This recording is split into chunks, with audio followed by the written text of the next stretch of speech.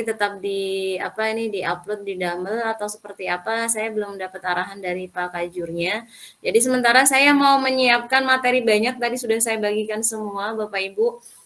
Silahkan itu nanti sambil dibaca-baca, dan kalau ada hal-hal yang kurang jelas atau ingin didiskusikan, kemungkinan besar kita akan melaksanakan Vkon lagi nanti menjelang UTS gitu ya, menjelang UTS. Jadi ini udah 2 kali sinkronus, nanti menjelang UTS sinkronus sekali lagi, kemudian nanti menjelang UAS mungkin sinkronus sekali lagi. Jadi ada 4 sinkronus. Tapi kalau memang mendesak harus melaksanakan sinkronus, ya udah nggak apa-apa, nanti saya meskipun sinkronusnya lebih dari 4 kali juga insya Allah kita laksanakan seperti itu. Tapi harapan saya dengan sinkronus hari ini semuanya sudah jelas. Jadi nanti Bapak Ibu tinggal melaksanakan tugas pembagian kelompok seperti yang sudah di-share sama PJ ya, sama Kosma. Disesuaikan aja Bapak Ibu. Hari ini juga saya akan bagikan RPS-nya juga. Oh ya, RPS-nya malah belum saya bagikan ya. Nanti saya akan bagikan dan sudah final ya insya Allah untuk saya. Mini riset itu nanti untuk hasilnya di-upload di jurnal, bukan di website atau di blog atau di media sosial yang sifatnya kurang otoritatif atau kurang bisa dipertanggungjawabkan. Jadi nanti untuk draftnya seperti apa nanti saya sampaikan ketika sudah ada form mini risetnya juga ya. Untuk hari ini saya ingin berbagi kepada Bapak Ibu tentang modul atau perangkat pembelajaran ya. Perangkat pembelajaran istilahnya. Coba saya bagikan dulu. Ini saya sudah buat PPT. Tadi saya nggak masuk karena saya lagi buat ini Bapak Ibu. Mohon maaf. Jadi ini tadi saya nyari, perasaan saya dulu pernah buat PPT-nya tapi kayaknya ada di laptop yang sudah rusak, jadi saya nggak nemu tuh. Oke, jadi hari ini kita belajar tentang perencanaan pembelajaran yang dimana di dalam perencanaan pembelajaran ini sebenarnya berisi tentang perangkat pembelajaran. Jadi namanya perangkat itu ya tahulah Bapak Ibu makna perangkat ya. Perangkat itu ya alat-alat atau satu set alat untuk mensukseskan kegiatan kita gitu. Nah, kegiatan kita di sini adalah pembelajaran Bapak Ibu. Jadi kita fokusnya adalah di kegiatan pembelajaran. Nah, kebetulan di sini kita butuh set alat masaknya tuh.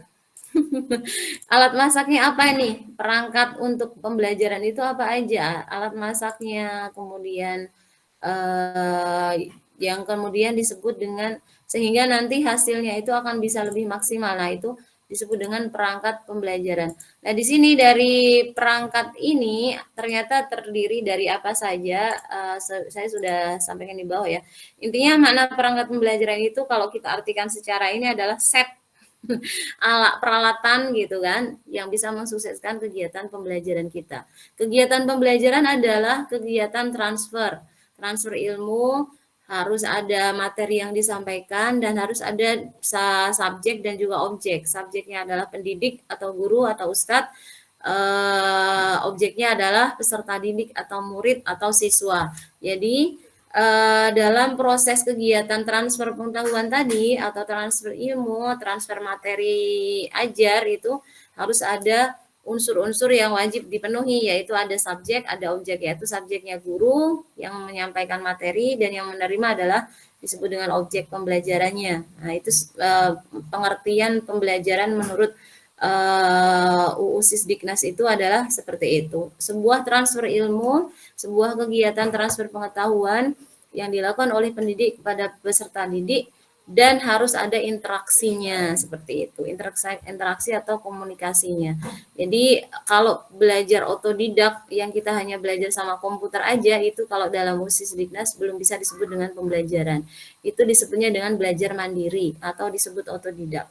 Nah, kalau kegiatan pembelajaran itu unsurnya harus ada dua tadi, harus ada beberapa unsur tadi ya. Harus ada pendidiknya, harus ada peserta didiknya, harus ada pengetahuan atau materi yang disampaikan, dan harus ada interaksinya. Jadi harus ada interaksi. Seperti saat ini, saya sedang berinteraksi melalui video conference. Interaksi melalui WhatsApp gimana? Boleh-boleh saja, itu disebutnya dengan interaksi asinkronus tadi yang disebut dengan interaksi secara tidak langsung. Nah, perangkat untuk kegiatan tadi apa aja yang harus dipenuhi? Nah, di sini ada berupa dokumen dan media gitu kan. Harus ada dokumennya, dokumennya apa aja ini. Kemudian harus ada medianya, kemudian ada bahan ajarnya. Nah, di sini kemudian saya jabarkan dengan seperti ini. Dokumen terdiri dari apa aja? Ada rencana atau pelaksanaan pembelajaran atau RPP atau yang di kurikulum Merdeka disebut dengan modul ajar. Nah, kemudian ada juga silabus. Kemudian ada prota, ada prosem. Prota itu program tahunan, prosem itu program semester. Kemudian ada kontrak kuliah, berarti kalau di pembelajaran itu berarti kontrak pembelajaran ya. Nah, kemudian ada rencana pembelajaran semester. Oh, ini mohon maaf, ini berarti untuk tingkat tinggi ya. Untuk ini dikecualikan karena ini untuk mahasiswa tingkat tinggi. Jadwal pelajaran, oke ini dihapus aja biar enggak. Biasanya kalau di kampus itu ada kontrak perkuliahan, ada RPS. Nah, Bapak Ibu berarti dicukupkan dengan ini tadi. Mohon maaf tadi RPS, rencana pembelajaran semester, iya benar. Oke, nah kemudian ada jadwal pembelajaran, gitu kan? Jadwal pelajaran, apakah 1 jam, 1 jamnya dihitung berapa menit, nah itu disebutnya 1 JP ini namanya. JP itu jam pelajaran. Biasanya disingkatnya, Bapak Ibu kalau ikut seminar, biasanya dapat sertifikat kan? Nah itu biasanya dihitungnya pakai JP. JP itu adalah jam pelajaran. Jadi misalnya 1 jamnya itu 50 menit atau 45 menit, nah itu ada aturannya. Kalau untuk SD kalau nggak salah berapa 1 jam pelajarannya 45 menit ya. Nah kalau di kampus itu 50 menit. Itu yang di dalam ataupun yang di luar itu seperti itu ada aturannya. Kemudian kalender kaldik atau kalender pendidikan. Nah ini mutlak harus ada. Misalnya nih perkuliahan pelajaran itu dimulai tatap mukanya itu berapa kali, misalnya dari tanggal sekian sampai atau bulan sekian sampai bulan sekian. Jadi kita punya estimasi. Nanti untuk pertemuan misalnya harus ada 14 pertemuan. Pertemuan ke-8 itu kita harusnya melaksanakan apa? Pertemuan 4 harusnya apa? Itu harusnya kalau ada kalender pendidikan kita bisa mengestimasikan. Atau misalnya kalau di Bapak Ibu PAI itu 1 minggu 1 kali pertemuan atau 2 pertemuan? Tergantung sekolah. 1 kali 2 jam. 1 kali 2 jam aja ya, ya Allah. Iya. Jadi jadi cuma 1 kali 2 jam padahal materinya kadang banyak gitu. Nah itu Dua ketika jamnya 40 per nah, 1 jam. 10 menit. Nah, ini kalender pendidikan, jam pelajaran ini harus dimiliki oleh harus dipegang oleh seorang pendidik itu harus tahu lah minimal gitu. Bukan minimal lagi, harusnya memang harus tahu karena ini berbicara tentang perencanaan. Kalau semakin paham, semakin semakin rapih dalam menyusun perencanaan tadi, insya Allah pembelajarannya juga akan sukses gitu. Daftar nilai siswa. Nah, definisi kesuksesan itu dari mana? Ya dari tingkat nilai yang diperoleh oleh siswa dari materi yang kita sampaikan. Nah, makanya di sini ada daftar nilai siswa juga. Ini yang terdiri dari dokumen. Ada juga yang berupa media. Jadi perangkat pembelajaran itu selain tadi dokumen juga harus ada didukung dengan medianya. Nah, media ini macam-macam ya, ada buku ajar ini itu maksudnya, buku pegangan siswa mungkin ya, LKS, lembar kerja siswa, AP itu adalah alat permainan edukatif, ada juga yang bilang alat peraga, atau alat permainan edukatif, P-nya itu edukatif Bapak Ibu. Jadi ini ada yang berbasis digital, ada yang non digital. Yang non digital itu yang misalnya Bapak Ibu membuat ular tangga permainan atau mystery box permainan gitu kan. Biasanya anak-anak akan lebih tertarik ketika Bapak Ibu menggunakan APE. Nah, ini termasuknya ke dalam media. Kemudian juga ada proyektor. Kalau misalnya sudah didukung oleh ada infokus atau proyektor, biasanya mereka akan lebih tertarik juga karena kita bisa menyajikan PPT, kita bisa menyajikan video Ipin Upin, video siapa lagi? Tokoh-tokoh kartun yang mungkin memang itu bisa mendukung materi yang sedang kita sampaikan. Kemudian ada instrumen evaluasi. Nah, ini nanti ada juga kan di RPS itu nanti di pertemuan sebelum terakhir. Kalau nggak salah pertemuan 15 nanti saya yang menyampaikan tentang materi evaluasi. Jadi di situ ada asesmen ya, instrumen evaluasi atau asesmen dalam pembelajaran. Nah, itu harus Bapak Ibu ketahui juga. Seperti apa? Karena ketika misalnya kita ingin mengukur, jadi kompetensi peserta didik itu kan terdiri dari 3 ya. Ada aspek kognitif, pengetahuan, kemudian psikomotornya atau keterampilannya, kemudian yang satu adalah sikap. Jadi untuk instrumen evaluasi ketiga kompetensi tadi itu punya punya instrumennya sendiri-sendiri. Ketika kita mengukur sikap, nggak mungkin pakai angka-angka rentang angka boleh, cuman harus ada deskripsi pernyataannya di situ. Kalau misalnya kita sedang mengukur pengetahuan atau pemahaman siswanya, berarti kita harus menggunakan instrumen apa? Apakah dengan soal pilihan ganda atau soal isai atau soal biasanya sih isai, pilihan ganda atau menghubungkan dan lain sebagainya atau analisa. Nah, seperti itu. Kemudian ketika dia mau mengukur keterampilan, berarti kan harus banyak dibuat soal yang sifatnya adalah meminta mereka untuk mempraktikkan atau mendemonstrasikan gitu. Jadi ini adalah bagian dari instrumen evaluasi atau yang disebut dengan asesmen tadi. Secara umum asesmen dibedakan jadi 2, berbasis literasi dan non literasi biasanya seperti itu. Kalau secara ini medianya berarti ada yang digital, ada yang non digital. Oke, jadi itu nanti untuk salah satu kajian kita juga. Nah, ini perangkat ajar. Perangkat ajar, bahan ajar. Jadi mohon maaf ini agak rancu ya. Saya gini kan. Oke, nah ini adalah bahan ajar. Bahan ajarnya terdiri dari apa? Buku ajar misalnya. Buku ajar tadi sebagai media juga masuk, bahan ajar juga bisa masuk. Bahan ajar itu bisa nama lainnya adalah sumber belajar misalnya. Nah, sumber belajarnya dari mana? Buku, modul.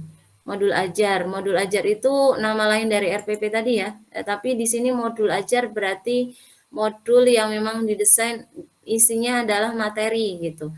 Kalau modul proyek itu berarti modul yang memang didesain di dalamnya siswa diminta untuk praktek. Jadi tahapan-tahapan prakteknya seperti apa, jadi berisi tentang kegiatan dari pendahuluan, inti, dan juga penutup, tapi di dalamnya ada proyek, ada kegiatan yang siswa itu harus menghasilkan sesuatu.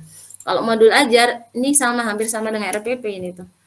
Tapi dia untuk modul ajar ini langkah-langkahnya seperti apa, nah itu disesuaikan dengan metode atau strategi apa yang digunakan. Makanya tadi saya membagikan handout atau penjelasan tentang PBL, PJBL, dan DL ya. Karena memang 3 strategi itu yang di kurikulum Merdeka kemarin dikembangkan. Banyak dikembangkannya itu adalah itu. PBL adalah problem based learning, PJBL adalah project based learning, kemudian DL itu adalah diferensiasi based learning atau di situnya apa nih? Discovery ya, discovery learning kalau nggak salah. Nah, modul ajar yang dimaksud di sini itu dikembangkannya apakah kita mau base problem based learning? Kalau problem based learning kan berarti di situ guru di kegiatan pendahuluannya biasanya akan membagikan sebuah permasalahan. Nah, kemudian nanti kegiatan belajarnya itu siswa dibuat kelompok untuk diajak berdiskusi memecahkan permasalahan. Itu modul sistemnya adalah atau konsepnya bahan ajarnya berupa modul ajar istilahnya itu modul ajar. Nah, nanti disesuaikan apakah PBL atau dia memang metodenya discovery learning. Nah, makanya di sini MK kita ini kan perencanaan pembelajaran dan metode pembelajaran. Karena metode pembelajaran biasanya sangat mewarnai dari RPP yang kita buat. Kita mau menggunakan metode apa gitu kan. Kalau metodenya itu adalah strategi menerapkan PBL, maka desainnya akan seperti ini. Ketika dia adalah PJBL, maka desain rencana pembelajarannya juga akan berbeda. Jadi seperti itu Bapak Ibu. Nanti sambil diskusi ya, barangkali ada yang mau ditanyakan. Oke, selanjutnya setelah kita memahami tentang perangkat pembelajaran, berikutnya adalah tentang tujuan pembelajaran. Jadi dalam RPP itu sebelum kita merumuskan selain tadi menentukan medianya, metodenya apa, bahan ajarnya apa, yang mutlak harus kita rumuskan juga di awal perencanaan itu adalah tujuan pembelajaran. Nah, ini ada rumus tujuan pembelajaran madhab ABCD ya. Ini yang madhab ABCD. Jadi yang merumuskan itu adalah Robert Hennig. ABCD itu singkatan dari audience, behavior, condition, dan degree. Audience itu adalah tujuan pembelajaran kita itu harus spesifik, tujuan ditujukan untuk siapa gitu. Siapa yang akan belajar? Apakah siswa SD, SMP, atau SMA? MI, madrasah sanawiyah atau madrasah aliyah atau justru malah anak TK ya. Jadi harus audiensnya harus jelas untuk siapanya seperti itu. Behavior adalah perilaku yang diharapkan. Perilaku yang diharapkan itu misalnya siswa diminta apa gitu. Misalnya nanti ada rumusannya, ada rumusan contohnya sudah saya buat. Kemudian ada condition. C itu adalah condition. Condition itu adalah kondisi. Kondisi siswanya itu yang kita tuju itu seperti apa setelah mengikuti pembelajaran itu gitu. Nah, kemudian degree. Degree itu adalah tingkat keberhasilannya. Jadi sesuatu apa target dari hasil pembelajaran kita itu harus punya kemampuan yang bisa diukur gitu. Dan harus terbunyikan dalam tujuan pembelajaran seharusnya. Jadi contohnya seperti ini Bapak Ibu. Contoh tujuan pembelajaran madhab ABCD ya. Ini tujuan pembelajaran sesuai dengan ABCD.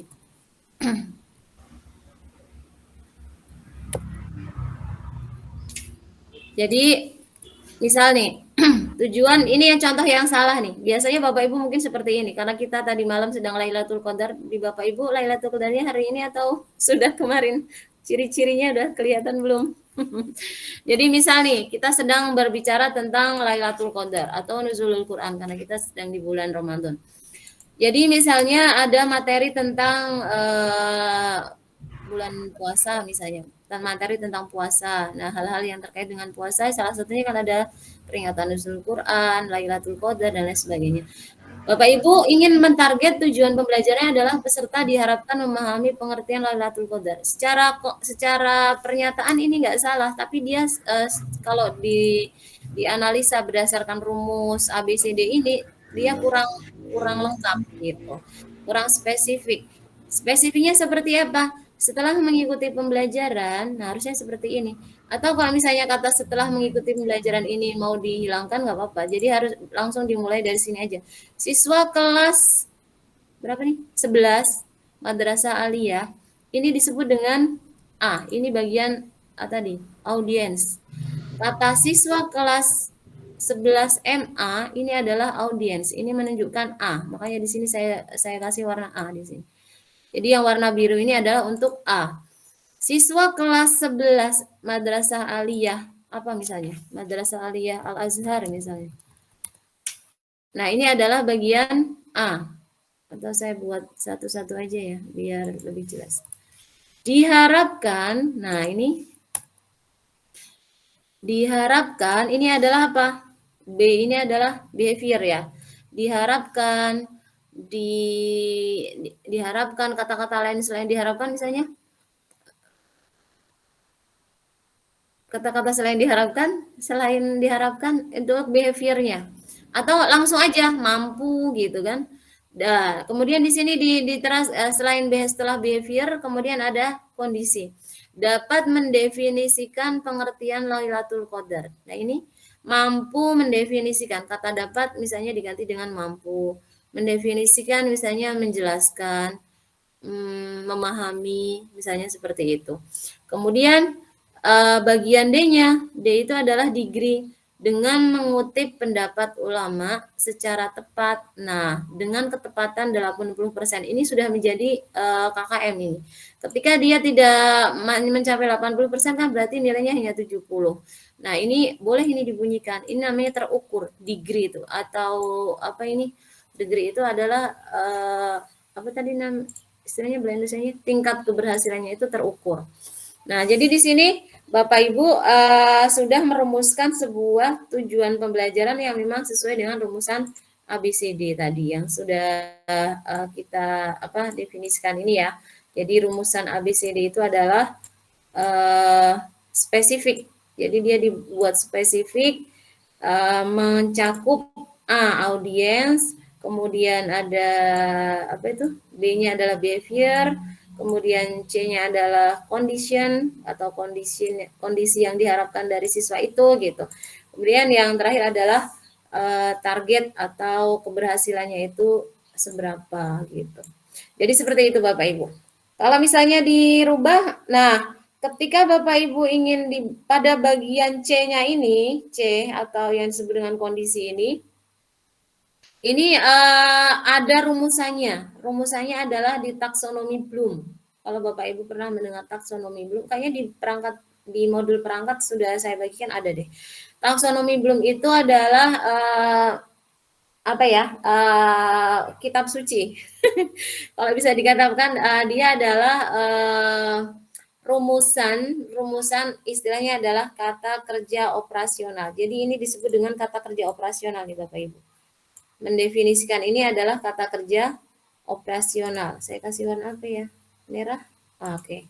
Jadi yang merah ini tuh disebut dengan kata kerja operasional. Kata kerja operasional itu apa? Ya kata kerja yang menunjukkan bahwasanya siswa itu kita kondisinya ingin apa gitu. Kata kerja operasional. Ini kata kerja operasional taksonomi Bloom. Taksonomi Bloom ini adalah taksonomi yang dibuat oleh Benjamin S. Bloom namanya. Jadi Bapak Ibu harus kenalan tuh sama beliau. Benjamin S. Bloom. Nah, ada satu taksonomi Bloom itu yang kemudian sudah direvisi oleh Anderson, itu yang sekarang diikuti oleh mayoritas pendidik gitu. Di Indonesia masih menggunakannya taksonomi Bloom versi Anderson yang udah direvisi oleh Anderson tepatnya. Jadi nanti kemudian Bapak Ibu akan dikenalkan di situ kata kerja operasional ini yang tadi kita rumuskan untuk C-nya tadi, itu ada tingkatannya. Tingkatannya itu dirumuskan dengan C1 biar gede. Jadi ada C1, C2, silakan Bapak Ibu atau nanti saya buka dari sini. C1, C2, C3, C4, C5, oke nggak apa-apa saya jelasin sekarang C6. Nanti Bapak Ibu akan di sini dia ada jadi C1 yang termasuk C1 itu yang saya paling ingat adalah menghafal. Menghafal itu justru masuknya adalah C1, level kemampuan siswa untuk level 1 itu menghafal. Kedua adalah menjelaskan ya. Kalau salah atau kita langsung lihat aja. Menjelaskan, memahami, menganalisa, memahami,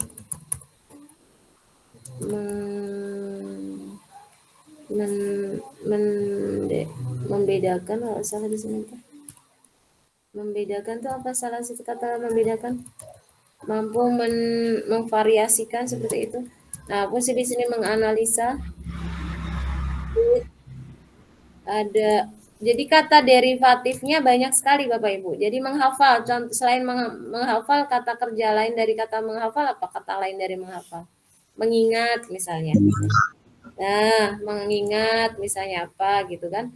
Menganalisa C5 itu maaf. Di sini ini tuh mengidentifikasi kalau salah. Ini mencipta yang 6 itu. Oh iya betul, mencipta. Mencipta atau create ini menerapkan, ini membedakan itu mengidentifikasi. Nah, membedakan, mengidentifikasi gitu. Nah, ini adalah level kata kerja operasional. Jadi harus ada kata kerja ini. Jadi misal Bapak Ibu tuh, ini yang merah tadi ya.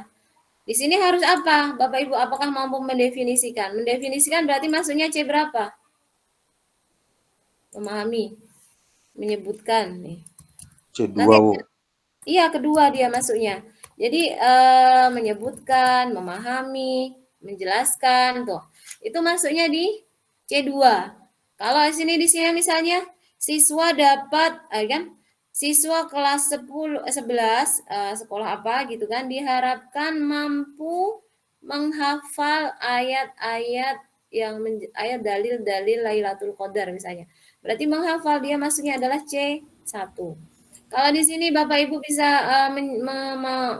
menginginkan yang diharapkan itu yang diinginkan siswa kelas ini diinginkan atau diharapkan atau ya ini harus behaviornya itu harus ada behaviornya itu adalah kata-kata yang memang kita menjadi harapan ya atau apa sih yang ingin dicapainya gitu. Diinginkan, diharapkan, mampu misalnya kita mau menggunakan C4 berarti menganalisa tanda-tanda datangnya Lailatul Qadar misalnya seperti itu. Nah, itu disesuaikan. Nah, untuk bisa menyesuaikan antara C1 sampai C6 ini, Bapak Ibu punya kitab suci. Kitab suci yang memang sudah dikeluarkan oleh Diktis itu yang CP tadi, yang saya sudah bagikan itu. Itu adalah panduan untuk CP-CP. Coba saya buka ya. CP-CP-nya jadi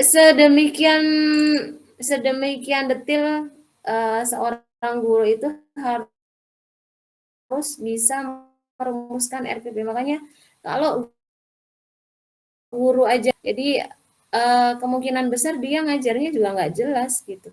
Nah, karena ternyata merumuskan ini juga sangat sudah bisa dilihat Bapak Ibu CP-nya. Saya lagi buka nih. Atau masih PPT yang saya tampilkan? Masih PPT, Bu. Oh, masih PPT. Oke, saya yang PPT-nya coba saya stop dulu. Saya masuk ke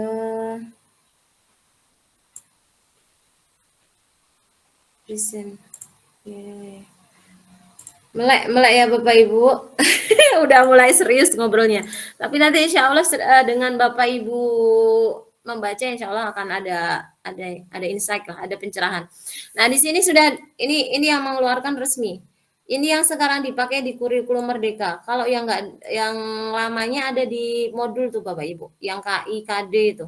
Pakainya kompetensi inti, kompetensi dasar itu dulu. Itu yang dipakai di zaman KKNI yang belum KKNI ya. Kurikulum KKNI itu kalau di sekolah itu apa berarti Bu? Sebelum kurikulum Merdeka? Kurtilas, masih Kurtilas. Kurtilas, mohon maaf. Kalau di kampus pakainya KKNI, ya Kurtilas. Di Kurtilas itu masih pakainya KIKD gitu kan ya Bapak Ibu. Kemudian ada IPK ya kan. Nah, kalau di kurikulum Merdeka ini yang sudah yang terbaru ini dikeluarkannya CP, tahun ATP. ya, CP-nya, pakainya CP 2024. Nah, rumusannya sudah didetilkan di sini. Jadi di sini ada untuk level PAUD dari PAUD ya, pendidikan agama usia dini gitu kan. Kemudian tingkat dasar SDMI, kemudian SMP, MTS, SMA sampai yang PKLB atau di sekolah luar biasa pun juga sudah diatur di sini. Nah, di sini kemudian dibedakan CP, capaian pembelajarannya. Nah, CP ini yang menjadi indikator kita dalam merumuskan kata kerja operasional tadi Bapak Ibu. Kalau dia masuknya fase A itu berarti untuk rentang kelas 1 sampai kelas 2 itu masuknya fase A. Untuk kelas 3 sampai kelas 4 itu disebutnya dengan fase B. Kelas 5 mulai kelas 5 sampai kelas 6 itu masuknya fase C. Untuk kelas 7 sampai 9 itu maksudnya fase D. Nah, untuk fase E itu diawali dari 10 sampai 10 sampai 12 itu masuknya fase E ya, tingkat yang paling tinggi. Nah, itu nanti rumusannya ada di sini semua Bapak Ibu. Jadi Bapak Ibu tinggal mengadopsi aja sebenarnya tinggal ngambil. Nah, cuman kan harus dikembangkan. Nah, kalau ini karakteristiknya ya, ada mata pelajaran PA itu karakteristiknya ada 5, Al-Quran Hadis, Akidah, ternyata sekarang dibedakan antara akidah dan akhlak. Kalau dulu kan nyambung, akidah akhlak gitu. Sekarang dibedakan. Akidah sendiri, akhlak sendiri. saking beratnya bobot ini ketika digabungkan. Karena akidah udah berat, akhlak juga sesuatu yang urgent gitu. Makanya dibedakan. Ada akidah, ada akhlak, ada fikih, kemudian ada SKI atau sejarah peradaban Islam. Nah, ini adalah deskripsinya. Ini harus dimunculkan itu. Nah, ini kan kemudian di sini. Ketika dia masuk fase apa, nanti kemampuannya harusnya sampai mana-mananya itu ada di deskripsi di sini nanti elemen-elemen. Nah, ini disebutnya dengan elemen Bapak Ibu. Mata pelajaran, jadi nggak ada istilah mata pelajaran kalau dalam modul, istilahnya adalah elemen. Maksudnya ada elemen Al-Quran hadis, elemen akidah, elemen akhlak, kata sebutnya aja sih yang sekarang diperbarui itu. Kemudian ada elemen SPI. Nah, CP-nya untuk fase A ketika dia elemen Al-Quran hadis sampainya hanya di sini aja. Jadi anak siswa dasar kelas 1 dan kelas 2 SD itu mereka hanya selama mempelajari PA itu untuk Al-Quran hadis materinya hanya sampai di sini aja CP-nya. Nggak boleh melebihi ini. Misalnya Bapak Ibu langsung mengajarkan surat An-Naba. Ya nggak boleh. An-Naba termasuk surat pendek ya. Al-Baqarah misalnya. Misalnya ngajarin surat Al-Baqarah. Kalau An-Naba berarti termasuknya yang pendek juga. Berarti boleh. Jadi CP-nya harus ngacunya ke sini, nggak boleh keluar dari sini. Kalau ngeluar dari sini berarti dia overload.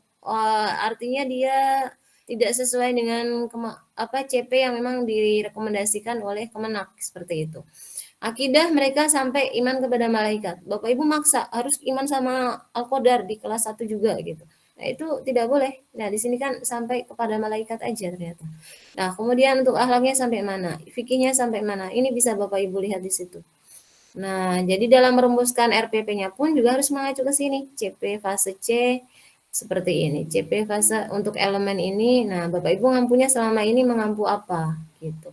Ini yang saya bagikan hanya untuk yang PAI ya, karena Bapak Ibu akan menjadi calon guru PAI. Yang sekarang masih mengajar di madrasah diniyah tetap harus menerapkan ini. Karena Bapak Ibu diorientasikan menjadi guru PAI, bukan menjadi guru madrasah diniyah. Madrasah diniyah atau madrasah apa itu namanya? PIAUD atau TKIT itu harusnya Bapak Ibu nanti masuknya ke PIAUD jurusannya, bukan jurusan PAI. PAI itu skopnya dia mulai dari SD, SMP, SMA, atau MI, dan seterusnya. Jadi gitu ya Bapak Ibu, yang selama ini kemarin makanya saya nanya, Bapak Ibu ngajar enggak? Oh saya jadi, apa tuh tadi? Instrumen operator gitu kan. Nah Bapak Ibu tetap harus paham ini, karena Bapak Ibu diorientasikan menjadi SPD, Sarjana Pendidikan Agama Islam, yang akan mengajar PAI, materi PAI dari mulai SD sampai SMA atau dari MI sampai MA. Gitu Bapak Ibu. Ini semuanya sudah ada di sini, ini sebagai acuan. Gitu Bapak Ibu. Bahkan kalau buku-buku ajar yang membuat tentang ini kayaknya saya belum nemu ya. Terakhir itu tahun 2020 2021 itu ada. Sudah ada sebenarnya. Tapi memang kita itu kan buku, bukan modul, bukan RPP maksudnya. Nah, kita sebagai guru tetap harus menyusun sebuah RPP pembelajaran yang tadi harus memuat ada apanya itu tadi? Oh, sorry. Coba saya jangan stop sharing dulu. Saya kembali ke tadi lagi ya. Ini rumus kata kerjanya coba kita lihat. Kira-kira nih, kalau dengan CP ini kira-kira kata kerja yang harus dirumuskan apa nih misalnya? Elemen Al-Quran hadis, Bapak Ibu yang kita levelnya SD aja coba. Ini fase A. Nah, ini fase A. Peserta didik memahami huruf. Berarti ini Bapak Ibu nanti tujuan pembelajarannya kira-kira bunyinya seperti apa? Setelah mengikuti pelajaran PAI atau setelah mengikuti pelajaran Al-Quran hadis, siswa kelas, kalau rumusan tujuan pelajaran secara ABCD kira-kira jadi gimana bunyinya? Siswa kelas, salah satu boleh, silahkan siapa yang mewakili?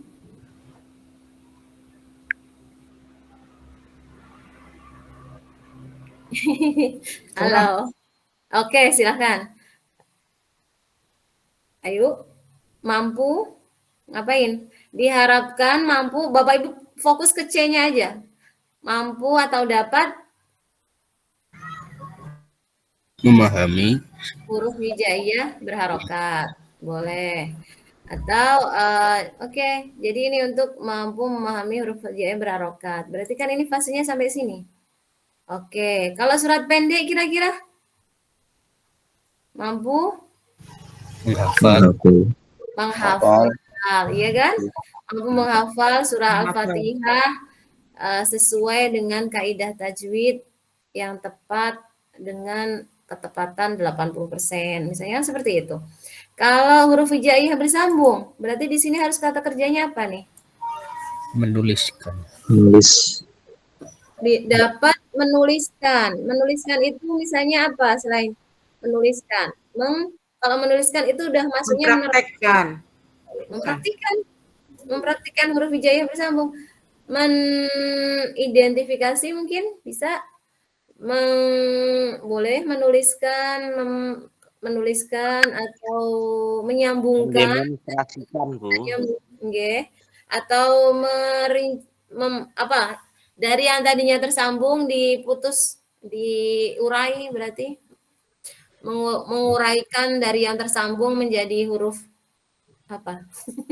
Jadi misalnya seperti itu. Jadi Bapak Ibu nanti ketika merumuskan tujuan pembelajarannya harus mengacu ke sini. Ini adalah CP yang harus dicapai. Hadis tentang kebersihan. Berarti kalau hadis tentang kebersihan berarti apa? Mampu menganalisa apa kira-kira.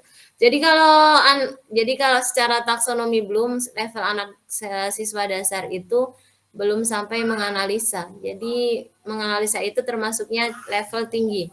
Nah, tadi dari sampai sini bisa dipahami nggak Bapak Ibu? Coba beberapa lagi dari contoh yang akidah, coba ada tiga mahasiswa yang mencontohkan. Nanti saya kembali ke PPT. Kira-kira gimana dari akidah? Contoh rumus ABCD. Silahkan dicoba nggak apa-apa Ibu. Enggak. Izin Bu, itu misalnya kalau dia pasti A itu sampai C berapa bisanya gitu Bu? Enggak. Sampai C berapa? Oh, betul. Jadi kalau fase jadi ada istilahnya itu biasanya hanya sampai C4. C4 itu udah tinggi termasuknya. Mereka itu biasanya C1, C2, C3 itu juga udah bagus gitu kalau untuk level dasar. Nah, namun sekarang itu kadang di PPG itu guru dituntut siswa itu sampai C6. Nggak mungkin kalau C6 ya, agak susah. Paling C5 itu levelnya HOTS gitu. HOTS itu. Mungkin nggak kalau untuk siswa dasar HOTS? Ya bisa aja kayak mempraktikkan kan sebenarnya udah masuk C5. Jadi gini Bapak Ibu, C1, C2, oke saya kembalinya ke sini ya. C1, C2 ini, sorry, saya screen share dulu. Nih. Nah ini dia, C1, C2 itu levelnya itu disebutnya dengan level lot. Ini levelnya adalah low. Oke, sorry. Maaf. Sini dari sini. Ini levelnya adalah lot. Lot itu adalah low. Ini levelnya lot. Lot itu adalah low orientasi. Jadi dia istilahnya lot. Ini adalah mod. Mod MOT. Mod itu adalah kerja operasional yang medium. Kalau low itu adalah low. Ini adalah low. Standarnya rendah. Kalau ini adalah medium, sedang. Nah, kemudian di sini adalah hot. Oh, sorry. Maaf. Hot itu adalah high. Iya, high level. Jadi level untuk kata kerja operasional itu dibedakan menjadi 3. Jadi ada yang lots, ada yang mods, ada yang hots. Nah, untuk level siswa dasar secara perkembangan teori psikologi perkembangan peserta didik pun mereka levelnya baru sampai sini sebenarnya, membedakan harusnya. Sampai menganalisa mungkin, tapi nah itu kadang memaksakan gitu. Bahkan atau kalau untuk menerapkan juga bisa juga gitu. Kayak sholat itu kan sebenarnya udah sampai di sini ya, menerapkan, mendemonstrasikan, ini kan sebenarnya masuk sini.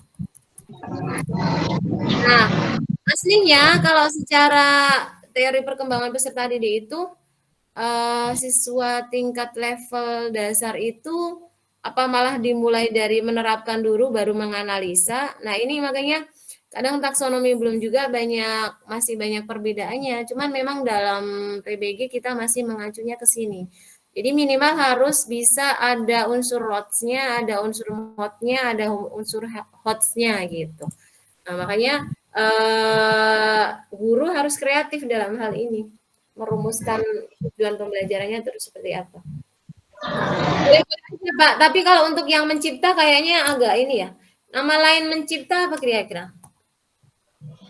Menginovasikan bisa? Menginovasikan mungkin? Atau untuk PAI ini kayaknya agak bahaya ya. Poin 6, C6 ini untuk PAI beberapa aspek, apalagi tentang akidah ya. Tentang akidah mungkin itu harus kita batasi. Karena Ciptakan yang baru. bahaya. Oke, seperti itu Bapak Ibu. Jadi nanti akan ada di modul perangkat sudah dijelaskan di situ. Bapak Ibu bisa baca lebih lanjutnya. Secara ringkasnya seperti ini. Jadi di level taksonomi ilmiah sudah dibedakan menjadi 3 secara keseluruhan, yaitu lots, mods, dan hots gitu. Itu Bapak Ibu. Bisa dipahami ya sampai sini? Insya Allah bisa. Jadi ketika nanti tujuan pembelajarannya sudah jelas gitu kan, sesuai dengan ABCD ini, insya Allah nanti saat apa itu namanya? Oh, bisa juga ini untuk modnya, untuk hotsnya itu. Jadi Bapak Ibu ketika mendesain langkah-langkah pembelajarannya juga akan lebih lebih jelas gitu. Kayak misalnya ini mencipta atau membuat, boleh juga ini sebenarnya. Misal gini, tadi surat-surat pendek. Jadi untuk misalnya Bapak Ibu menggunakan strateginya project based learning. Berarti nanti di langkah-langkah pembelajarannya Bapak Ibu ada satu tujuan itu adalah setelah mempelajari materi atau pelajaran ini, siswa kelas 2, mungkin jangan kelas 2 ya, kelas 6 gitu. Siswa kelas 6 SD mana? SD Muntilan gitu kan. SD Negeri 1 Muntilan, Magelang misalnya kan. Diharapkan mampu membuat surat Al-Fatihah yang ditulis dengan kaligrafi misalnya. Itu kan sebuah proyek itu. Berarti berapa? Membuat tulisan surat Al-Fatihah dengan huruf kaligrafi itu ada seni-seninya apa aja? Ada rik'i, ada nasi, dengan hot. Nah, dengan hot nashi misalnya seperti itu. Itu bisa. Itu berarti dia masuknya hot. Masuknya ke kata kerja operasional tingkat level C6 karena dia menginovasikan. Jadi siswa diharapkan mampu membuat tulisan Al-Fatihah dengan hot nashi. Nah, misalnya seperti itu dengan hot rik'i misalnya. Bapak Ibu udah pasti tahu lah, ya. Jenis-jenis hot ada rik'i, ada nashi, ada apa lagi? Ayo yang kaligrafer di sini ada enggak? Jadi seperti itu bisa masuk levelnya hot. Nah, itu berarti nanti strategi pembelajarannya ada project based learning. Jadi Bapak Ibu mungkin nah nanti untuk modul ajarnya seperti apa kita buka sekarang. Gimana? Bapak ada yang mau ditanyakan? Misalnya contoh RPP. Tapi ini contoh RPP yang itu ya. Saya contohkan yang modul ajar yang udah jadi aja. Ini contoh RPP yang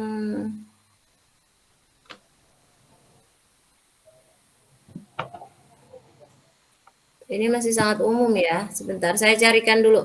Monggo Bapak Ibu sampai sini ada yang mau ditanyakan nggak? Nanti saya bagikan contoh RPP yang terbaru dari mahasiswa PPG yang terbaru. Sambil saya cari nih.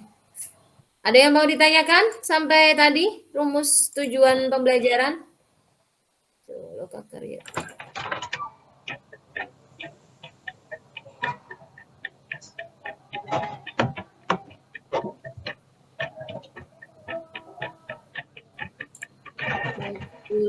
Bentar, saya carikan dulu. Monggo Bapak Ibu, Atau sudah cukup ini? Udah paham semua berarti?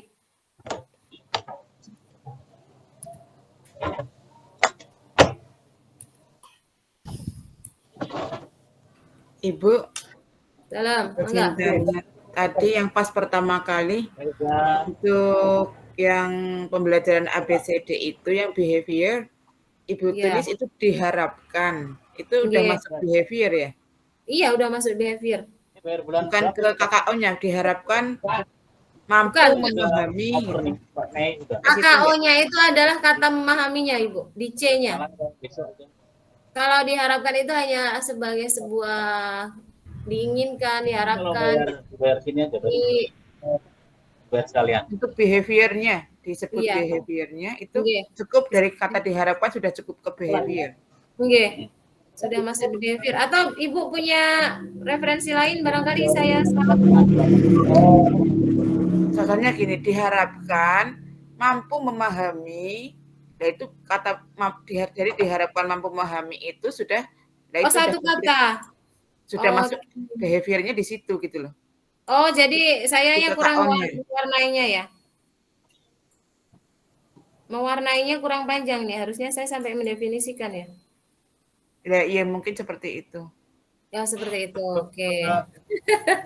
Oke. Soalnya di sini kondisi sih, Bu. Berarti kondisi masuknya sampai ini ya, sampai C ini ya, dengan mengutip pendapat ulama itu harusnya masuk C. Nggak ditampilin nggak? Oh, saya maaf, nggak ditampilin. Ibu siapa ini tadi? Bu Siti Mastia. Mana tadi PPT? Maaf, saya buka dulu. Ya terima sampun. Pak. Ya, di sini. Terima sampun. Harusnya seperti ini ya, B-nya masuk. Iya, saya tadi juga masa diharapkan doang ya. Ya, contohnya. Nah, diharapkan memahami itu Ini harusnya sampai sini. behaviornya. Oh, tak kira mau dari sekalian. Oh, alah. Ini harusnya ya, Bu ya. 550. Iya, sepertinya harusnya seperti ini. Tiga sak bulan masalahnya.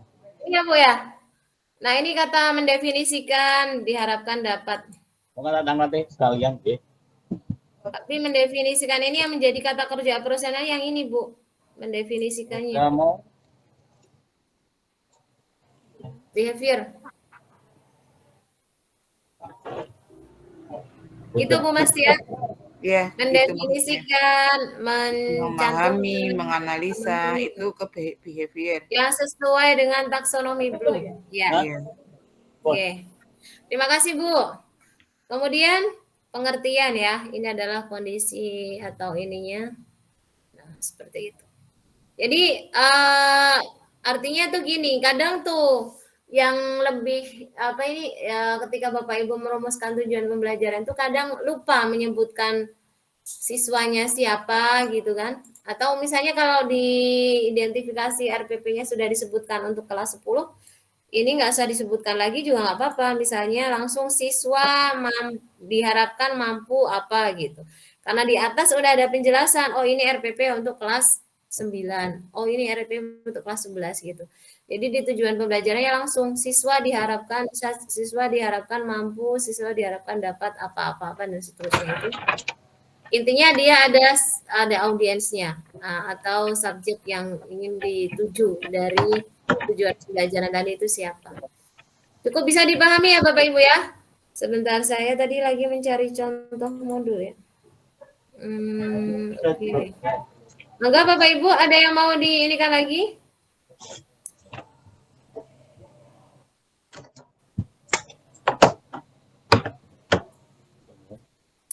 Kalau cukup ya sudah.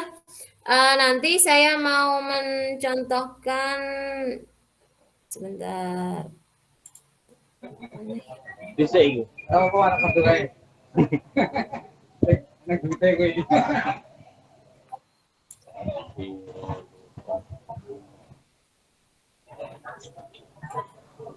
Ini misal nih. . 。 。 . 。 . 。 . 。 . 。 . 。 . 。 . 。 。 . 。 。 . 。 。 . 。 。 。 . 。 。 。 。 。 。 。 。 . 。 。 。 。 。 . 。 。 。 。 . 。 . 。 . 。 。 .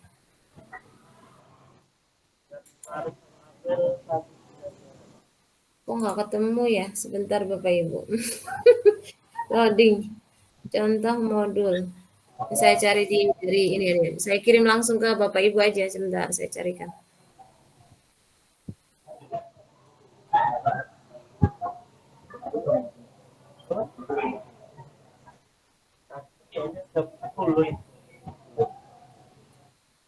Contoh modul untuk di ATM. Nah, ini dia.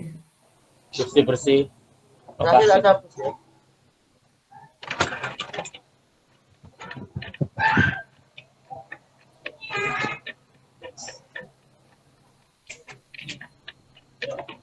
Ini Bapak Ibu saya bagikan langsung di situ biar saya mudah nih. Ini, oke.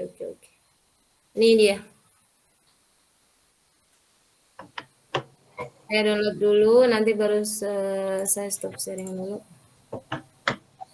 Sudah saya bagikan ya Bapak Ibu, itu contoh modul ya. Karena sekarang yang dipakai adalah modul. Bukan RPP 1 lembar, bukan RPP seperti yang di Kurtilas, tapi pakainya modul.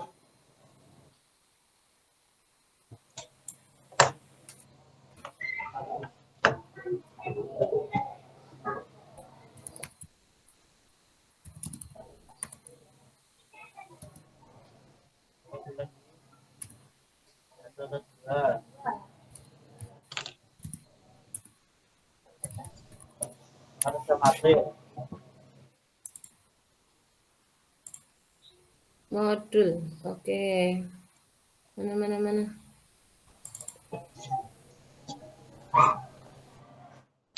Ini menggunakan metode PBL atau strategi problem based.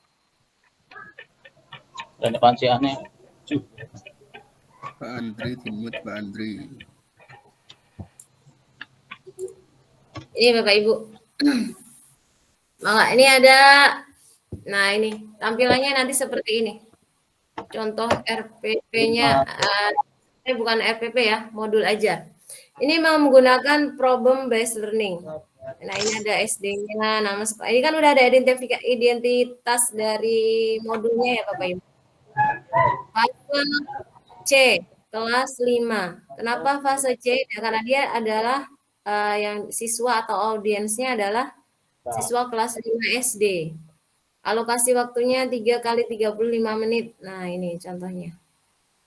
Kompetensi awal. Nah, untuk kompetensi awal ini adalah diagnosa, hasil dari diagnosa. Jadi kalau dalam modul ajar kurikulum merdeka Bapak Ibu, barangkali Bapak Ibu yang sekarang juga sudah mengajar, insya Allah sudah paham ya, dari mana kompetensi awal diperoleh dari diagnosa. Cara mendiagnosanya dengan apa? Ya bisa wawancara, bisa observasi, bisa melihat dari hasil pot anak sebelumnya dan lain sebagainya. Intinya kompetensi awal ini menjelaskan tentang kemampuan awal siswa tentang misalnya dia terkait dengan materi yang akan kita sampaikan. Nah, ini kebetulan Bapak ini sedang ingin menyampaikan materi tentang keragaman agama. Keberagamaan ya. Jadi keberagamaan keanekaragaman dalam sikap keberagamaan gitu. Nah, oleh karenanya kompetensi awal yang digali adalah jadi siswa ditanya tentang bagaimana mereka beragama selama ini dan sebagainya. Itu adalah bagian dari hasil dari diagnosa. Jadi yang dipaparkan di sini adalah hasil dari diagnosa. Ya, contoh sederhananya misalnya Bapak Ibu ingin mengajarkan praktik sholat. Jadi Bapak Ibu materi tentang sholat misalnya, atau sholat jenazah lah spesifiknya. Misal anak ditanya, pernah sholat jenazah enggak? Pernah tahu sholat jenazah? Pernah ikut sholat jenazah misalnya?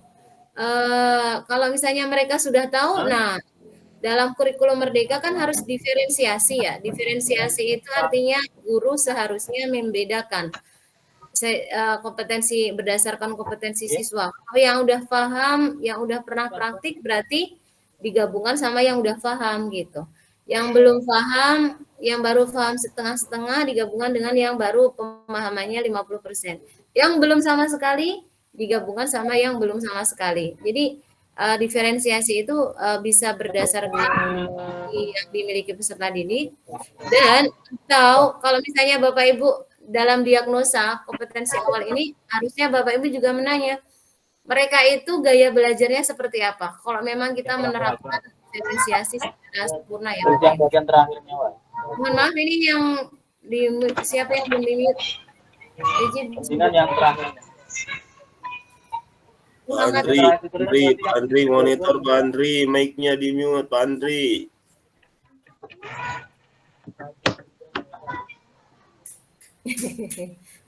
Oke.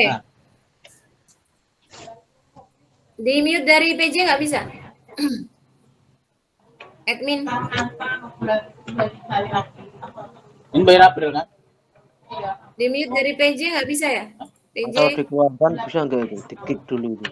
Lah. Dikeluarkan jangan lah. Jangan dikeluarkan. Oke. Di chat aja, di chat coba. Bu Fadila. Jadi kalau diferensiasi itu bisa berdasarkan kompetensi dan atau bahkan gaya belajarnya juga harus didiagnosa siswa itu. Kalau mereka gaya belajar auditori berarti cukup dijelaskan dengan ceramah. Kalau dia gaya belajar visual, auditori itu yang suka mendengarkan ya. Visual berarti siswa diajarkan dengan sesuatu gitu. Misalnya video praktik jenazah gitu. Yang mereka tuh bisa nonton atau gambar atau dan lain sebagainya yang mana siswa itu lebih melibatkan indera penglihatan. Kalau auditori itu lebih melibatkan indera pendengaran seperti itu. Nah, ada lagi satu karakteristik atau gaya belajar itu adalah gaya belajar kinestetik. Kinestetik itu adalah anaknya suka praktek.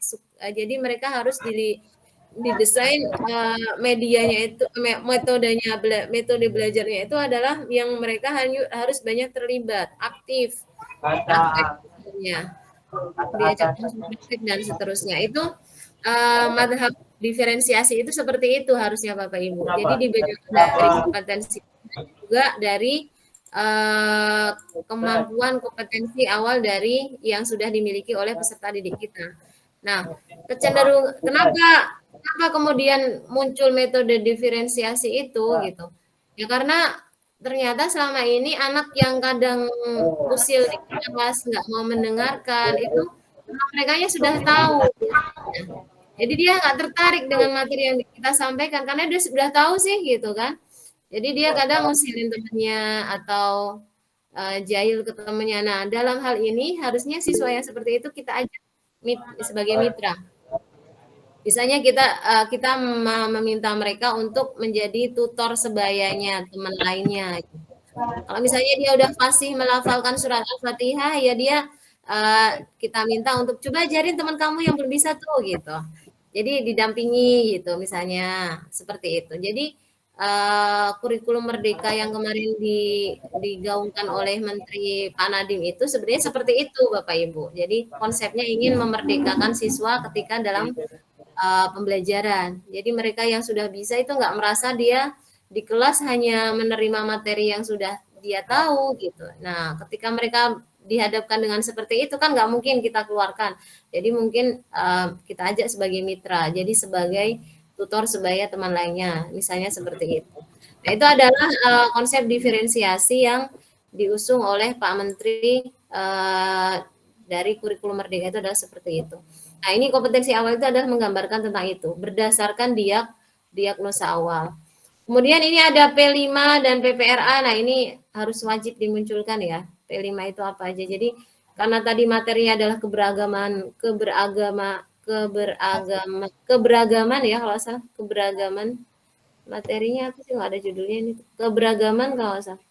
Keragaman, pentingnya keragaman. Keberagaman, betul, keberagaman. Ragam. Variatif itu maksudnya, bukan keberagamaan.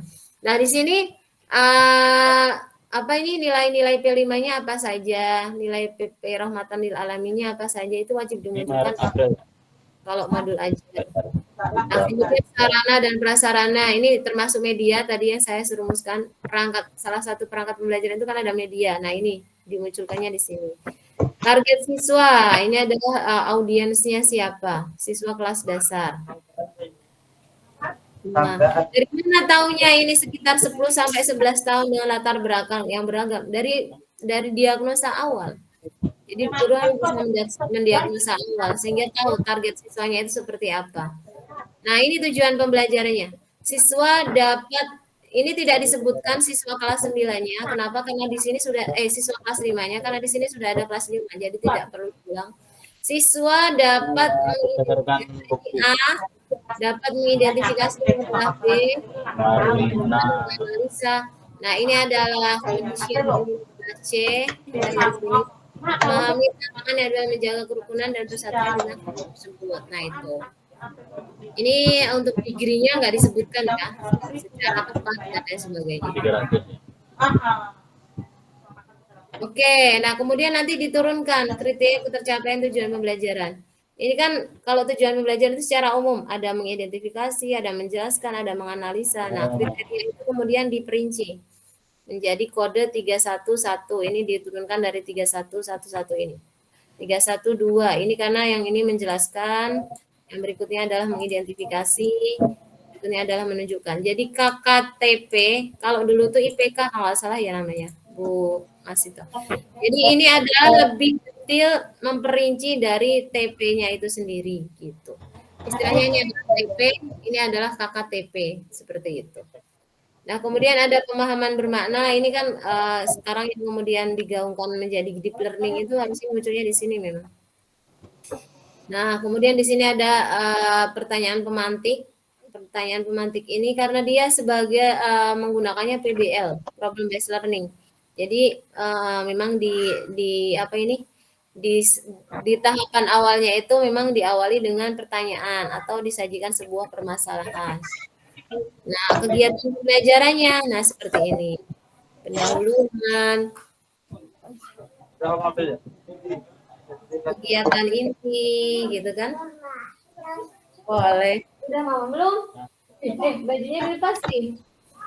Oke, kemudian di sini bagaimana cara membagi siswanya di kelompok. Nah, kemudian di sini kan ada membimbing penyelidikan individual maupun kelompok, mengembangkan menyajikan hasil. Jadi tampilannya seperti ini Bapak Ibu. Nanti bisa Bapak Ibu pelajari sendiri ya. Nah, ini Bapak Ibu sampai sini dulu aja. Nggak usah sampai asesmen. Asesmen ke bawah cukup dibaca, nanti saya jelaskan di pertemuan 15.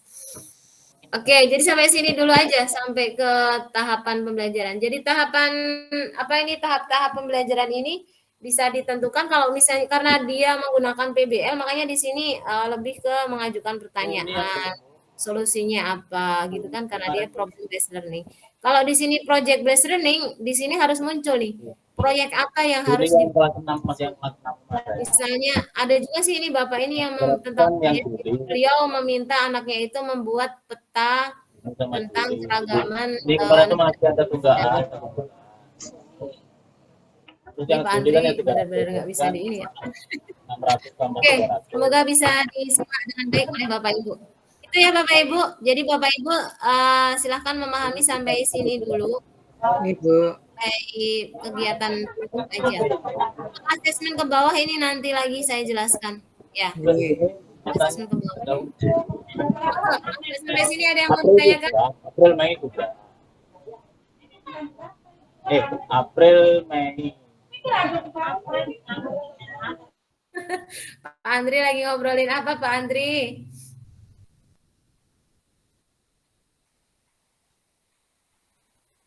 Oke, sudah. Baik, Bapak Ibu silakan. Barangkali ada yang mau didiskusikan, ada ditanyakan. Jadi Bapak Ibu yang selama ini ngajarnya di Madrasah Diniyah atau di mana TK ya, silahkan tetap membuat atau mempelajari, membuat modul ajar atau tujuan pembelajaran, tapi di situnya untuk siswa SD ya Bapak Ibu ya. Karena Bapak Ibu nantinya ke depannya bukan menjadi guru TK lagi kalau udah SPD. Jadi jurusan PAI atau S1 PAI itu bukan untuk siswa TK. Kalau mau TK ya harusnya ngambilnya jurusan PIAUD. Ada jurusan khususnya, PIAUD atau PAUD. Kalau yang agamanya berarti PIAUD. Di kami ada, cuman memang belum di PJJ kan. Nah, gitu Bapak Ibu. Jadi orientasi Bapak Ibunya harus sekarang lebih fokusnya ke menjadi calon guru PAI. Meskipun di PAUD juga ada PAI-nya, cuman memang kita nggak ke sana ya ininya. Kalau Bapak Ibu targetnya untuk sertifikasi guru ya. Gitu. Kan kedepannya pengen setelah S1 mau langsung sertifikasi kan. Biar punya sertik. Itu Bapak Ibu. Ada yang mau didiskusikan? Ntar RPS, nanti saya bagikan juga RPS. Kalau nggak ada sudah. Bapak Ibu bisa istirahat, kita ketemu lagi nanti setelah Lebaran insya Allah. Jadi makanya karena ada rentang waktu libur yang cukup panjang, ya dinikmati aja lah buat Lebaran. Nikmati untuk keluarga, nikmati untuk berlibur. Nanti setelah Lebaran, Bapak Ibu misalnya saya minta apa ini contoh tadi gitu kan. Nah nanti bisa lah insya Allah. Nanti sambil kalau yang untuk ini bagikan RPS dulu aja deh. Ini jadi saya sudah buat rumusan RPS-nya, ini sudah saya revisi ya. Ini berarti hari ini kita sinkronus, nanti ketika asinkronus mah diskusi-diskusi biasa aja.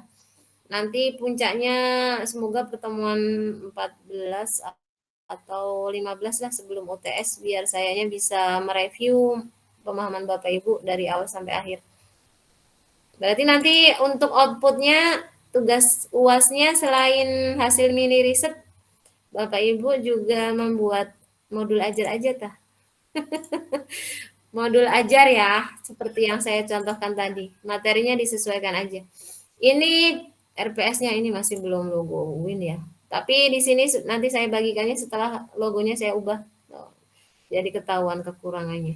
Di sini ada penjelasan sinkronus asinkronusnya. Kemarin kan Ibu PJ nanya, Bu nanti kita pertemuannya yang diskusinya dari mulai berapa?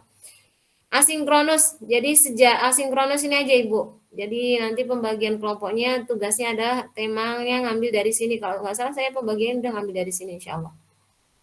Asinkronus ini jadi asinkronus terus sampai UTS sampai nanti sinkronusnya saya pengennya sebelum UAS, berarti nanti tentang ini makanya asesmen. Saya mau jelaskan tentang asesmennya nanti sinkronus. Kemudian ini apa asinkronus aja. Nanti sinkronus lagi sebelum UTS gitu dah. Atau mau seperti apa Bapak Ibu? Enaknya. Terserah baiknya Ibu gimana. Oh, ikut aja. Ya udah. Sementara saya buat seperti ini ya. Sementara saya buat seperti ini atau nanti sebelum UTS aja ya kita sinkronus sekali lagi biar UTS-nya lebih abdul. Tapi ini tentang RPP-nya masuknya di sini soalnya. Ya udah nggak apa-apa nanti pertemuan 14 aja deh. 14 dan 15. Karena yang ini cukup ringan lah bisa diskusi-diskusi secara asinkronus ini mah. Tentang metode, tentang desain, tentang karena nanti juga Bapak Ibu akan ada MK metode pembelajaran khusus untuk metode pembelajaran. Tadinya saya mau membahas tentang metode pembelajaran kan ada PBL, PJBL itu untuk ini aja lah, untuk overview aja pendahuluan ke Bapak Ibu. Nanti di perdalamnya ada MK khusus tentang metode pembelajaran. Nanti Bapak Ibu akan dijelaskan tentang teori belajar, madhab teori belajar itu ada apa aja sehingga muncul berbagai metode, model dan lain sebagainya. Itu kan karena tergantung dari madhab alirannya gitu. Jadi di teori pembelajaran pun juga ada madhabnya. Nggak hanya di fikih. Jadi Bapak Ibu nanti termasuk madhab yang mana? Jadi ada behavioristik, konstruktivistik gitu kan. Kemudian humanistik sama satu lagi tentang lingvistik. Nah, nanti Bapak Ibu masuk aliran yang mana? Apakah semuanya mau ini nanti talfik namanya kalau di madhab di usul fikih namanya talfik yang mencampur adukan satu aliran. Nah kalau dalam teori pembelajaran nggak apa-apa, justru lebih bagus. Oke Bapak Ibu, sementara saya buat seperti ini, kita akan sinkronus lagi nanti di pertemuan 14 dan 15 untuk tugas-tugas. Insya Allah nanti saya kirimkannya melalui damel. Sementara ini damelnya sepertinya masih bermasalah. Jadi gitu Bapak Ibu, ini untuk RPS-nya nanti saya bagikan juga insya Allah. Saya mau ganti dulu ini logonya. Oke, oh iya saya mau minta TTD Pak Kajurnya Juru. Tapi sementara sebelum di TTD nggak apa-apa nanti saya share. Oke, ada yang ingin didiskusikan? Kalau nggak ada, kita cukupkan juga nggak apa-apa. Pak Andri semoga bisa memahami ya.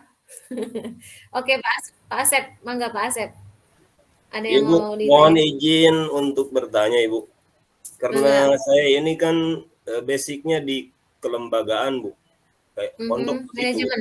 Iya, Oke. di kelembagaan. Jadi tidak ada apa istilahnya, tidak ada dasar, tidak ada pengetahuan lebih mendalam untuk RPP yang dibahas tadi, Ibu. Nah, Jadi, saya yang saya pertanyakan ini terkait dengan tadi ada di dalam apa itu kata-kata kerja operasional, Ibu. Untuk tahap dasar itu kan, untuk tahap dasar diantaranya ada C1, C sampai C6. iya. Ya, ketika di lapangan terjadi kasus misalnya tidak sesuai dengan capaian, Ibu. Ya, Nah, ini. tidak Iya, tidak terus? ya, tidak sesuai dengan capaian. Sementara kan guru itu harus memberikan nilai dalam jangka misalkan 1 semester. Nah, di rapot dituliskan dia mampu menghafal padahal pada kenyataannya tidak bisa menghafal begitu, Bu. Bagaimana itu kasusnya kalau seperti itu, Ibu? Itu kembali ke pribadi guru masing-masing. Memang itu Pak persoalan. Jadi selama ini kan kalau kita sekarang berbicara profesionalisme Bapak Ibu. Jadi Ya, kita maksudnya, Bu, ini tahapan ini bisa berjenjang berkelanjutan atau terbatas untuk tahap dasar kelas 1 misalkan. Kalau kelas 2 beda lagi nanti itunya. iya betul Bapak. Jadi harus di CP-nya mengacu CP yang diedarkan oleh Kemenak tadi, yang CP nanti saya tag Bapak di WA ya. Yang CP PAI itu tadi yang ada rumusan elemen, kemudian CP-nya harusnya sih seperti itu. Nah ini contohnya nih Bapak.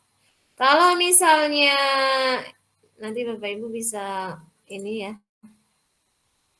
Ini revisi taksonomi. Jadi ketika di dalamnya itu mungkin melebihi itu jauh lebih baik sebenarnya. Cuman capaian dasarnya harus dicapai dulu gitu.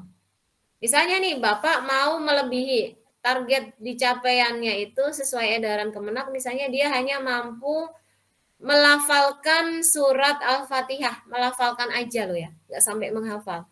Nah, tapi Bapak punya target sampai menghafal, berarti Bapak sudah melebihi CP. Nah, itu jauh lebih bagus sebenarnya. Cuman kalau misalnya Bapak mentargetkannya itu tujuan pembelajarannya hanya sampai siswa mampu melafalkan surat Al-Fatihah dengan tahsin, dengan tajwid yang sesuai dengan kaidah tajwid yang benar, dengan ketar capaian sekian 100% misalnya. Nah, itu berarti Bapak sudah sesuai dengan CP yang memang menjadi acuan dari Kemenak. Tapi misalnya siswa kok melebihi CP itu, ya itu nggak apa-apa. Itu artinya berarti ya nilainya boleh dilebihkan dong, berarti di atas lulus kan gitu. Kumlot di atas summa kumlot gitu. Itu maksudnya Pak Asep, acuan yang dibuat oleh Kemenak itu seperti itu. Nah, ini adalah apa ini kata kerja operasional yang tadi saya munculkan ya, saya diskusikan sama Bapak Ibu ya. Bisa di-download ya. Kalau bisa saya bagikan, kalau nggak bisa ya subscribe dulu. Kayaknya harus berbayar ini. Kan. Oke. Jadi nggak usah di download. Nanti Bapak Ibu bisa lihat sendiri. Kayaknya di modul ajar sudah ada deh. Nah ini C1, C2, C3, C4, C5, C6. Kata kunci ini ya. C1 itu pengetahuan, C2 itu pemahaman, C3 aplikasi, C4 analisis, C5 sintesis, evaluasi. Mengingat, memahami, mengaplikasikan, menganalisa. Kebalik berarti tadi saya C4 sama C3-nya.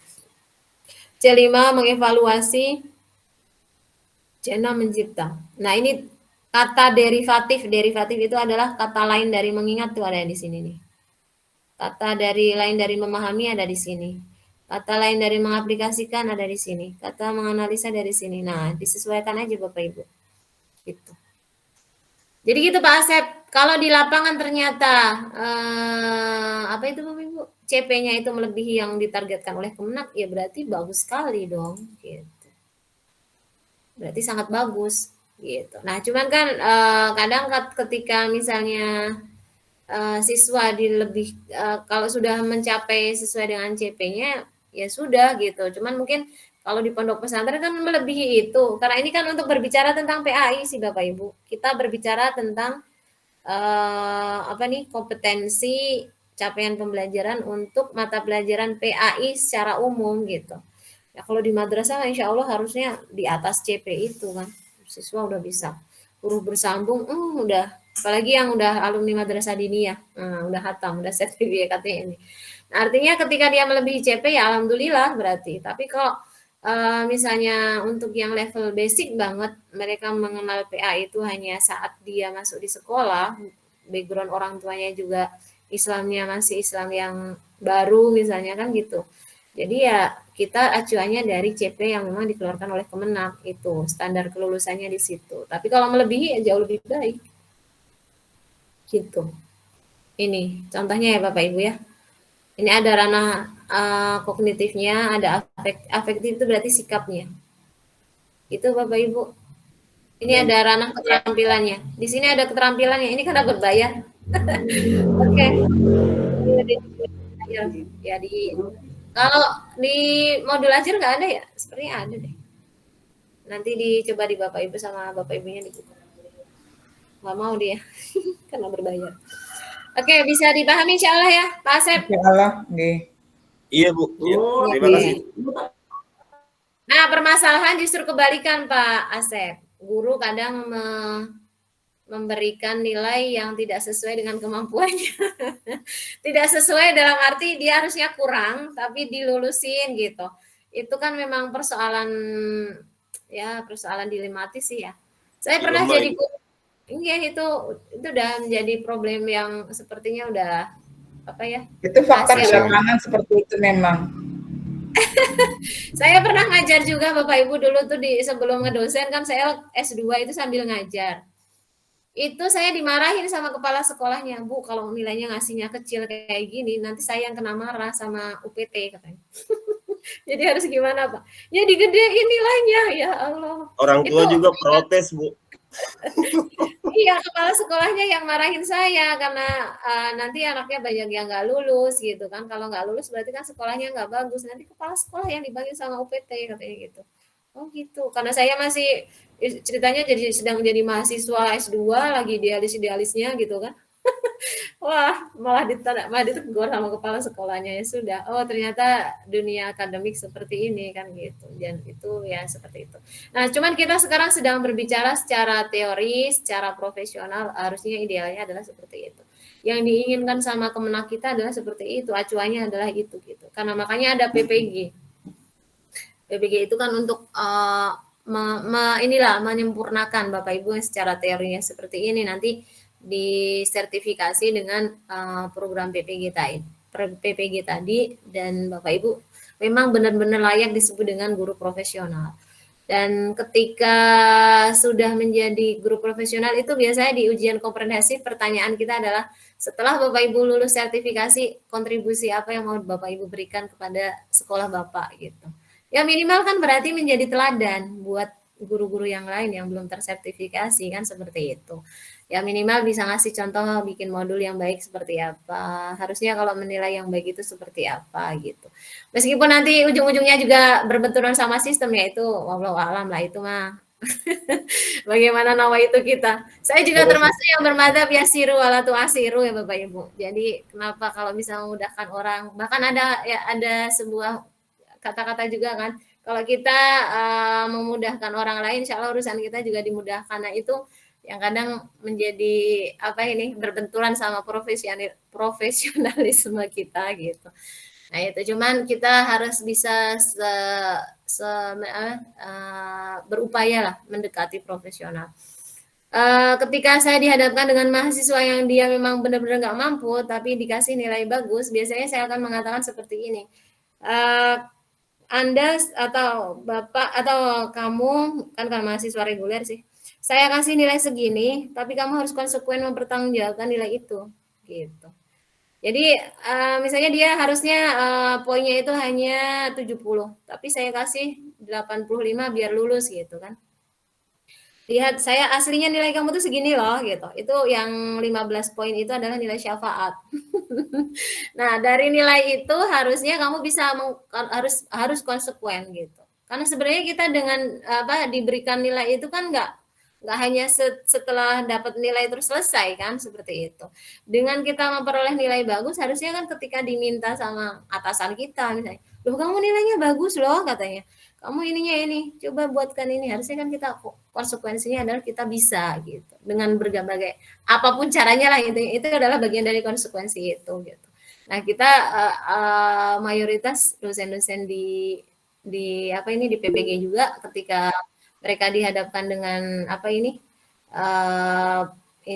uji kinerja yang memang di situ mereka kompetensinya kurang, itu biasanya seperti itu. Pak Ibnu mau tanya atau mau mengingatkan waktunya udah habis nih? Mau tanya Bu, sebentar aja Bu. Tanya, enggak? Mau ngingetin Jadi, waktunya udah habis. enggak Bu, enggak. Derek jenengan Bu. Oh. Yang Gimana Pak? terkait tadi masalah di lapangan kan katanya seperti halnya pengasihan nilai syafaat tadi, Iya. itu kan berarti apakah dengan adanya apa itu standar-standar C1 sampai C6 itu menunjukkan bahwasannya itu tidak sesuai, apa masih relevan untuk dijalankan? Karena kenyataannya di lapangan C1 sampai C6 tidak sampai bisa memberikan nilai yang pas untuk siswanya gitu loh Bu. Terus yang kedua terkait masalah profesionalisme seorang guru tadi kan saya kok memahaminya profesionalisme guru di kalangan kita mungkin kok dalam segi administrasinya saja Pak ya Bu. Terkadang ada guru guru yang sudah di anak-anak juga nyaman, anak-anak senang tapi karena tidak bisa membuat seperti yang Ibu sampaikan ini pembelajaran ini ATP apa itu? Ya inilah misalnya Promes, dan sebagainya. Tapi tetap dianggap belum sebagai guru profesional. Ini mengusik pikiran saya sebenarnya. Betul, betul Bapak. Jadi memang kadang antara di lapangan dengan yang teorinya seperti itu. Nah, cuman kan ini Pak, kenyamanan siswa poin yang kedua ya, yang kenyamanan siswa dengan guru itu kan tetap ada indikator Pak sebenarnya. Nah, itu masuknya dalam perform. Jadi itu termasuk bagian profesionalisme guru dalam bidang di luar administratifnya itu. Itu ada sebenarnya penilaian juga di PPG itu di bagian perform ya di uji kinerja itu salah satunya itu adalah itu. Bagaimana kedekatan siswa dengan guru dengan siswanya, apakah menunjukkan ramah tamah, apakah guru itu menunjukkan dia itu sangat terbuka ketika diminta tolong siswa, itu ada indikator-indikator. Makanya dalam penilaian PPG pun semuanya itu harus ada indikatornya, Bapak. Jadi indikator itu untuk bisa merumuskan profesional itu kan memang harus ada indikatornya. Indikatornya jelas, penilaiannya juga akan jelas gitu. Dan itu rumusannya sudah ada, Bapak. Jadi seperti itu. Tidak hanya administratif aja, tapi memang kendala terbesar ketika dihadapkan dengan guru, apalagi yang udah senior ya, udah mohon maaf dalam kutip sudah sepuh, yang udah gaptek gitu kan. Nah, itu kan sangat sulit ketika mereka mau lulus PPG itu. Bahkan ada yang dia udah tinggal menikmati masa gurunya itu berapa tahun ya, 2 tahun atau karena saking sudah sepuhnya gitu kan, usianya sudah 50-an ke atas misalnya. Itu masih menjadi peserta PPG dan itu memang ya tertatih-tatih Pak ikut programnya itu. Dan itu nggak lulus juga sampai remedial berapa kali ya itu Bapak. Ada namanya Pak Anas kalau saya nggak salah ingat tuh Pak Anas siapa ya? Ingatnya saya Pak Anas aja. Yang lainnya itu udah lulus tapi beliau juga belum lulus karena ya gitu. Sampai saat proses pelatihan PPG-nya itu beliau kita secara LPTK itu memberikan kemurahan. Silakan Bapak dibantu siapapun. Cuma nanti saat ujian Bapak harus bisa mempresentasikan aja gitu. Bisa mempraktikkan dengan Bapak sendiri gitu. Tapi di luar praktik silakan Bapak dibantu sama siapapun, putranya, asistennya, siapapun silakan gitu. Tapi saat uji pengetahuan gagal lagi gitu. Jadi terkadang seperti itu. Nah, ini berarti kebijakan di atas, Pak.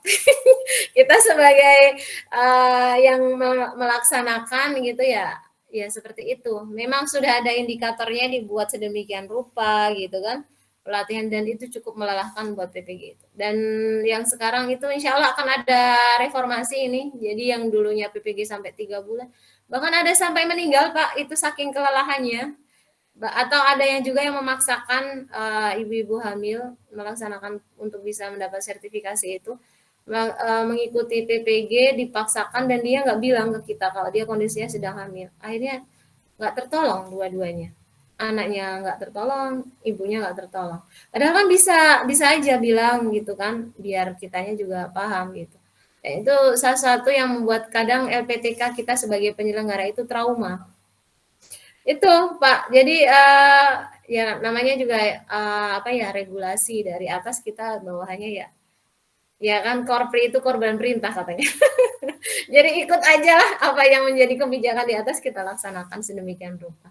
Tapi insya Allah tujuannya baik, artinya ingin merapikan bahwasanya guru itu harus profesional sejak dari administratif dan sampai profesional juga dalam penyelenggaraannya gitu.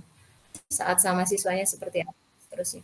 Kalau berbicara rezeki mah insya Allah lah, min haitsu la yahtasib Bapak Ibu mah insya Allah. Min haitsu la yahtasib ya Pak Asep ya. Begitu Betul. Bapak. Ini waktunya udah habis. Soalnya apa Bapak Ibu ada MK lagi enggak? Kalau saya ada lagi soalnya. Udah ditunggu sama kelas sebelah. Jadi dicukupkan dulu ya Bapak Ibu ya. Nanti Siap, kalau Bu. ada diskusi atau apa yang ingin ditanyakan silahkan di grup aja. Kalau saya bisa fast respon saya balas. Tapi kalau saya bisa balasannya itu harus saya sampaikan secara keseluruhan, makanya saya balasnya atau saya jawabnya dalam forum sinkronus. Gitu ya Mbak Fadilah. Kemarin Mbak Fadilah kan nanya tuh. Itu nanti pembagian apa? Insya Allah hari ini sudah terjawab ya. Nanti saya bagikan RPS-nya. Mbak PJ. Ya. Baik Bu, terima kasih. Iya, iya. Oke, baik Bapak Ibu, terima kasih. Dan ini pertemuan terakhir sebelum Lebaran, jadi saya mengucapkan mohon maaf lahir batin, meskipun baru 2 kali pertemuan, dan insya Allah semoga kita semuanya menjadi minal aidin wal faizin gitu. Dan sampai bertemu lagi setelah Lebaran nanti. Monggo Bapak Ibu untuk dokumentasi bisa dibuka dulu barangkali. Siapa selain saya yang bisa ini? Saya buka dulu. Itu bisa sambil Bapak Ibu baca aja. Oke, biar muncul semuanya. Sudah ya? Ya bentar. Full screen. Ya.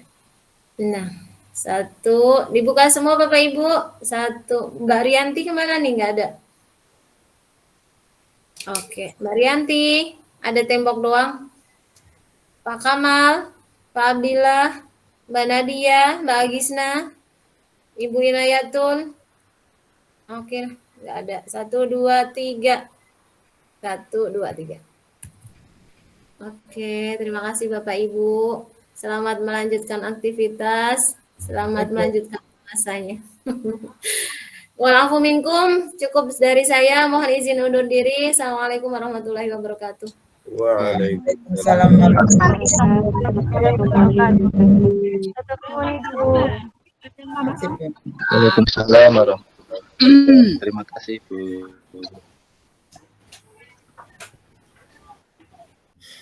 Tugasnya bi, tugasnya.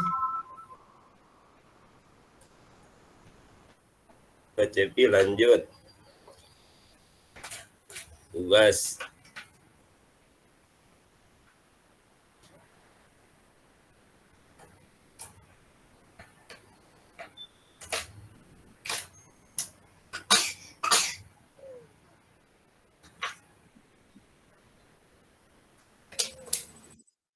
Mudik. Barang.